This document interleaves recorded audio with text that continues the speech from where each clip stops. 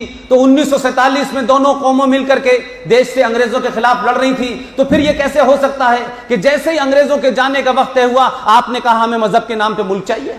तो आप अपने मजहब के नाम से मुल्क के लिए लड़ रहे थे या भारत की आजादी के लिए लड़ रहे थे? हमने तो नहीं कहा कि हमको हिंदू राष्ट्र चाहिए, हमने फिर भी नहीं कहा, लेकिन कुछ लोग अपने मुल्क के एजेंडे के लिए लड़ रहे थे, उन्होंने मांगा, आपने दे दिया। लेकिन इतिहास में क्या बताया गया कि अंग्रेजों ने हमें बांट दिया। फिर कहा जाए जवाहरलाल नेहरू और कांग्रेस ने बांट दिया।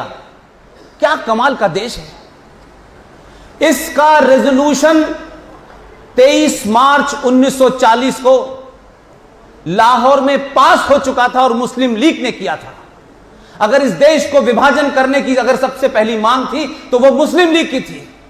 लेकिन बार बार कहा जाता है अंग्रेजों ने बांट दिया और कांग्रेस ने बांट दिया। जो असली मुल्जिम है उसके बारे में हमको हटा दिया गया, पता ही ना चले उनको, क्योंकि जिन लोगों को सत्ता पे आने का जल्दी थी, जिनको ट्रांसफर होने के बाद प्राइम मिनिस्टर बनना था, उन्होंने उसी मुस्लिम लीग के साथ इस आजाद भारत में सरकार बनाई और आप उनसे उम्मीद करते हैं कि वो संविधान से देश चलाएंगे।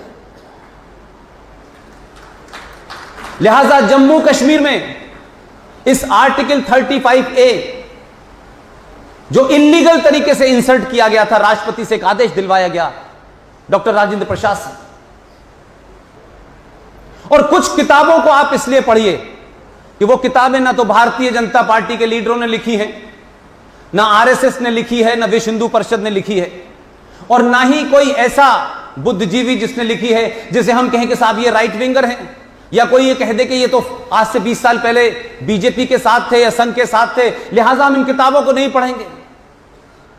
मैं उन्हीं किताबों को कोट करना चाहता हूं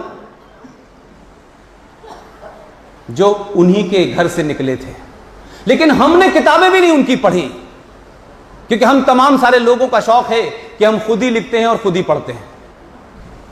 कभी कभी पड़ोसी की किताब भी पढ़नी चाहिए। यह बात अलग है कि हमारे यहां लाइट चली जाती है तो लोग पड़ोसी से पूछते हैं क्या लाइट चली गई है, लेकिन किताब हम पड़ोसी की दी हुई भी नहीं पढ़ते। अगर आपको किसी सही नतीजे पे पहुंचना है तो आपको हर उस राइटर की किताब पढ़नी चाहिए जिसका नाम शायद आपको अच्छा ना भी लगे, लेकिन पढ़िए तब आप किसी नतीजे पे पहुंचेंगे। अगर आपने किताब 1969 के अंदर India from Curzon to Nehru and after, written by Durga Das, Oxford press ने उसको छापा, उस किताब का पेज नंबर 353 पढ़ लेते आप, 13वें नंबर का चैप्टर पढ़ लेते प्राइम मिनिस्टर एंड प्रेसिडेंट, तो आपको इस धारा के बारे में इशारा मिल जाता कि उस वक्त का प्राइम मिनिस्टर कितना बड़ा डिक्टेटर था। पूरी की पूरी आपने कॉन्स्टिट्यूएंट असेंबली को झुका दिया। शेख अब्दुल्ला को खुश करने के लिए, शेख अब्दुल्ला की नाजायज मांगों को मांगने के लिए आपने जब 370 के लिए आपके पास शेख अब्दुल्ला आए तो आपने कहा मेरे पास मत आओ, आप B.R. अंबेडकर को जाके किसी तरह से मनाओ। तो B.R. अंबेडकर को भी इस देश में लोगों ने गलत बहुत तरीके से कोट किया है।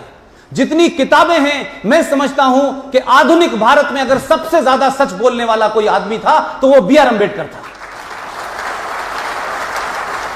और ये बात मैं इसलिए कह रहा हूं कि उन्होंने अपने बीबीसी के इंटरव्यू में कहा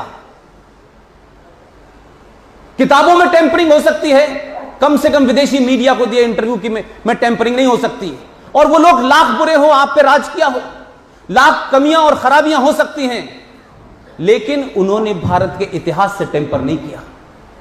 जो था उनके अपने लोगों की भी जो खामियां थी वो भी वो लिखते हैं, और जो आपकी खामियां थी वो भी वो लिखते हैं। उसी टेलीविजन इंटरव्यू में कहा I am not ready to accept who is this Mahatma, I don't consider Mahatma Gandhi is a Mahatma, who is he is a very low IQ man. अगर ये कोई कह दे तो बवाल हो जाएगा, लेकिन अंबेडकर ने कहा है तो इसको छुपा के रखो। अंबेडकर को एक फ्रेम में रखा आपने, और अंबेडकर ने ही कहा जब शेख अब्दुल्ला उनके पास गए कि धारा 370 चाहिए, तो वो जो वार्तालाप है वो अवेलेबल है, कहीं किसी 5 जन में नहीं लिखा, है हर उस जगह लिखा हुआ है जहां राष्ट्रवादियों का कोई लेना देना नहीं था। उसमें वो कहते हैं शेख अब्दुल्ला से कि मिस्टर शेख अब्दुल्ला साहब, आपको भारत से सिक्योरिटी भी चाहिए, आपको भारत से अलग कानून भी चाहिए, आपको संविधान भी चाहिए, आपकी विधानसभा की टर्म भी 6 साल का चाहिए, आपको भारत के अंदर एक प्रधानमंत्री भी चाहिए। तो उन्होंने कहा कि बदले में भारत को आप क्या देंगे? तो शेख अब्दुल्ला ने कहा कि कश्मीर के पास देने के लिए कुछ नहीं है। तो अंबेडकर ने उस पर कहा, यह मैं दुनिया का महापाप नहीं करूंगा अपने हाथ से, और धारा 370 के विरोध में चले गए। और जब यह चर्चा हो रही थी उस वक्त भी उठ के चले गए थे पार्लियामेंट से कि मैं इसमें शामिल नहीं होऊंगा, यह महापाप हो रहा है। लेकिन उनकी, नेहरू साहब की शेख साहब से नजदीकियां देखिए कि जिस सेशन में यह रखा गया आर्टिकल 35 है, उसमें स्पेशल गेस्ट बनाया गया। किसको? शेख अब्दुल्ला साहब को और उनकी विदेशी पत्नी को स्पेशल गेस्ट बना के बुलाया गया। लिहाजा आज हम कुछ भी कह लें, संविधान के बारे में बहुत सारी बातें कही जाती हैं, लेकिन तथ्यात्मक बात कहिए, वो किसके फेवर में जाएगी और किसके फेवर में नहीं जाएगी इसकी चिंता मत कीजिए। आप सिर्फ एक ही बात की चिंता कीजिए, आप बीजेपी में हैं, कांग्रेस में हैं, इससे कोई मुझे लेना देना नहीं है। आपकी बात राष्ट्र के फेवर में जानी चाहिए, किसी के फेवर में जाए या ना जाए।